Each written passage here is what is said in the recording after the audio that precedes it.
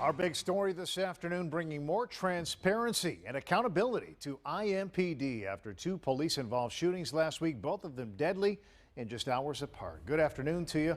Thanks for joining us. First at 4, I'm Ray Cortefassi. And I'm Birshad May. Now, the first shooting gained national attention after thousands watched the chase and those deadly shots on Facebook Live.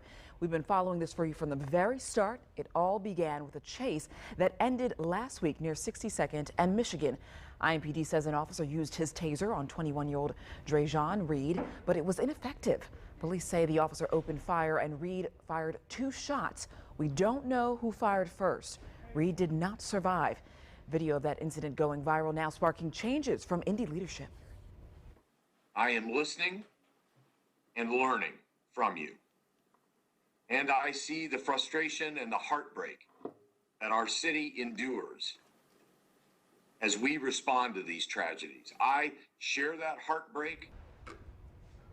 Indianapolis Mayor Joe Hogsett announcing more civilian oversight of IMPD use of force incidents as more officers will soon be outfitted with body cameras. Fox 59's Russ McQuaid has details on those plans. Today, Mayor Hogsett announced plans to give more transparency and accountability to questions that are asked every time an IMPD officer has to use force to make an arrest or quell a situation. Normally, I show respect to officers. Protesters chanted in the streets at 62nd and Michigan Road, calling for more accountability in the wake of the fatal police action shooting last week of Drejon Reed, whom an officer said ran from him and pulled a gun and fired after he was tased by a stun gun. Later this summer, IMPD will start equipping its street officers with body cameras to record encounters with the public, and by the end of the year launch a new police use of force review board, which will include appointed members of the community. In the matters that rise before it, this board will look at not just firearms cases, but other types of cases as well, such as physical altercations or the use of a taser.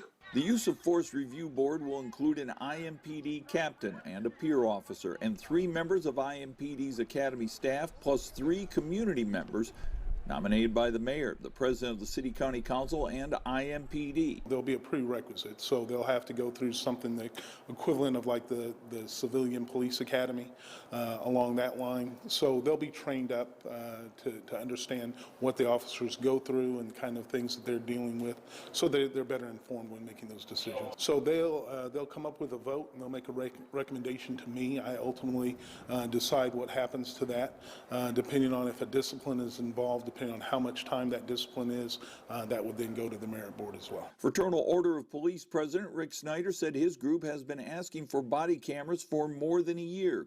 Quote, "We are grateful for such action," said Snyder.